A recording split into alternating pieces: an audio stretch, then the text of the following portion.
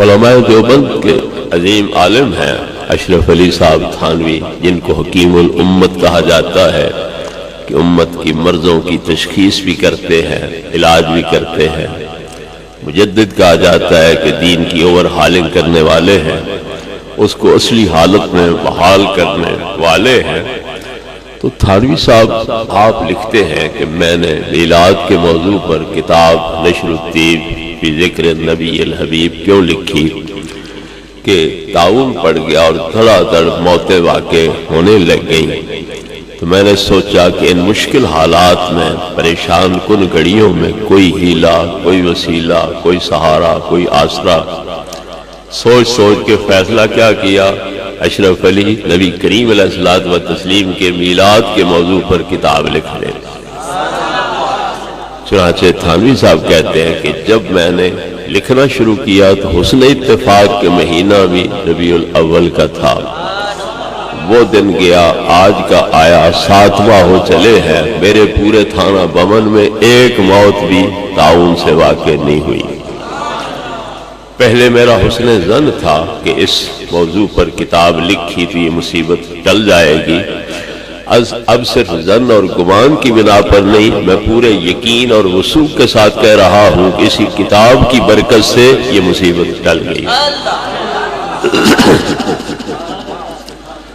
صرف تیرے تھانہ بھون سے کیوں ٹلی، باقی علاقوں سے کیوں نہیں ٹلی؟ تو وہ کہتا ہے چونکہ صرف کلمی تھی، چھپی نہیں تھی، اس لیے میرے علاقے تک اس کی برکتیں محدود رہیں۔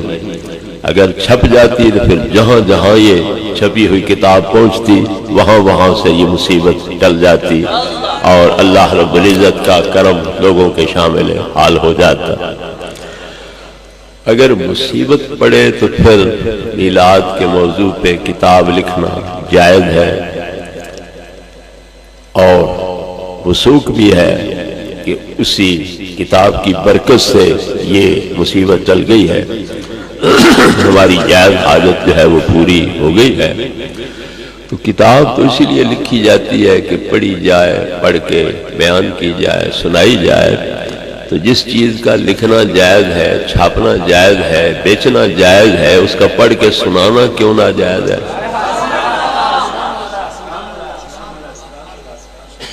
بڑے افسوس کی بات ہے، لکھیں وہ، چھاپیں وہ، بیچیں وہ، لیکن پڑھ کے سنانا ہمارے ذمہ ہے۔ وہ پڑھ کے سنانے کو ناجائز سمجھیں تو پھر لکھنا بھی ناجائز ہونا چاہیے، چھاپنا بھی ناجائز ہونا چاہیے، بیچنا بھی ناجائز ہونا چاہیے۔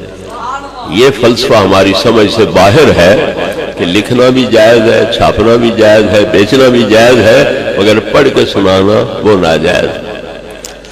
میرے بزرگ اور بھائیوں، بہرحال تھانوی صاحب کی اس تحریر سے ثابت ہو گیا کہ یہ عمل اللہ کو پسند ہے۔ اگر اللہ کو پسند نہ ہوتا تو پھر طاعون تھانوی صاحب کے گھر بھی داخل ہوتا، ملک الموت ان کے حلق پر بھی ہاتھ رکھتے اور گلا دباتے ان کا، لیکن پورے تھانہ بھون سے یہ مصیبت ٹل گئی تو پتہ چلا کہ یہ عمل اللہ کو پسند ہے۔ تبھی اس نے مصیبت ٹال دی۔ لوگوں کے اندر جو دھڑا دھڑ موتیں واقع ہو رہی تھی، خوف و راز پھیلا ہوا تھا، وہ ختم ہو گیا۔ جب اللہ کو پسند ہے تو کوئی مولوی اب ناراض ہوتا ہے تو ہوتا رہے، ہم تو وہی کر رہے ہیں جو اللہ کو پسند ہے۔ اس لیے ہمیں کسی کے فتووں کا کوئی ڈر نہیں ہے، کوئی خوف نہیں ہے، کیونکہ اللہ اس عمل پہ راضی ہے۔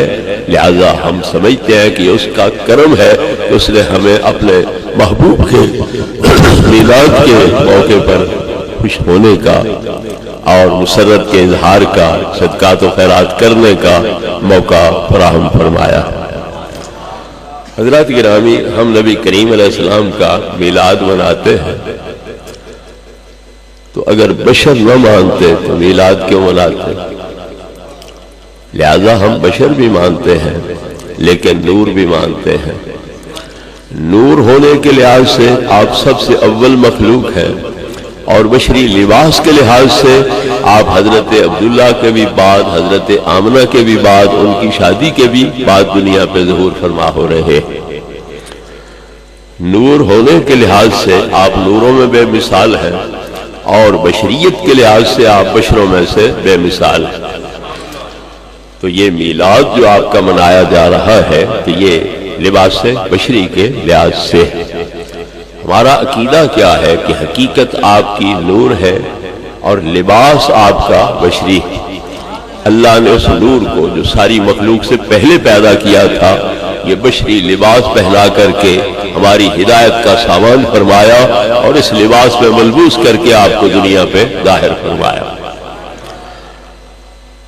اب یہ عقیدہ صرف ہمارا ہے یہ پہلے سے چلا آ رہا ہے۔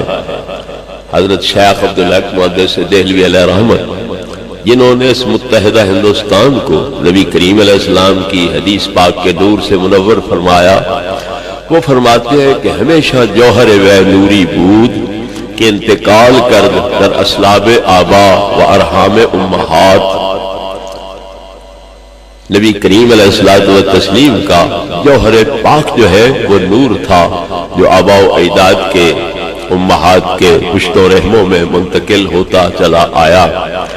اگر نہ نقاب بشریت پوشیدہ بودے ہیچ کسرا مجال نظر ادراک حسن میں ممکن نہ بودے۔ نبی کریم علیہ السلام کا جوہر حقیقت نور تھا لیکن لباس اوپر بشری تھا۔ اگر آپ بشری لباس پہن کے نہ آتے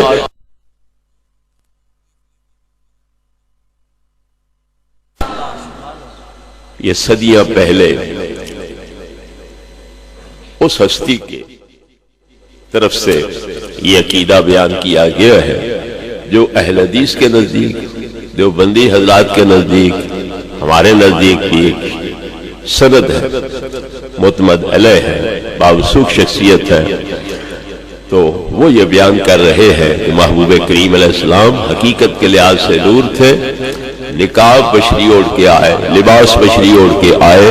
اگر یہ نقاب لباس نہ ہوتا تو کوئی شخص بھی آنکھ اٹھا کے آپ کی طرف دیکھ ہی نہ سکتا۔ اور یہی عقیدہ کل تک دیوبند کے بانی قاسم نانوتوی صاحب کی طرف سے علانیہ بیان کیا جا رہا ہے۔ قصائد قاسمی کے اندر قاسم صاحب کہتے ہیں رہا جمال پہ تیرے حجاب بشریت نہ جانا کسی نے تمہیں بجو ستار۔ یا رسول اللہ صلی اللہ علیہ وسلم آپ کے جمال حقیقت پر بشریت کا پردہ چڑھا رہا، نہ اس پردے سے پار نظر کسی کی گئی نہ آپ کی حقیقت کسی کو سمجھ آئی۔ اگر سمجھ آئی ہے اس کی اور جانتا ہے اس کو تو وہی جس نے آپ کے جمال حقیقت پر بشریت کا پردہ چڑھایا۔ وہ پردہ چڑھانے والا ہی تمہاری حقیقت کو جانتا ہے اور تمہاری حقیقت کو کوئی نہیں جانتا۔ آگے کہا سوا خدا کے بھلا کوئی تجھ کو کیا جانے، تو شمس نور ہے اور شب پر نوت اولو الابصار۔ اللہ کے علاوہ تمہیں جان سکتے ہی کوئی نہیں، کیوں؟ تم ہو نور کے سورج آفتاب، ہماری آنکھیں ہیں چمگادڑ کی مانند، یہ چمگادڑ اس آسمان کے سورج کو نہیں دیکھ سکتی ہے، ہماری آنکھیں جو ہیں وہ تمہاری حقیقت کے آفتاب کو نہیں دیکھ سکتی۔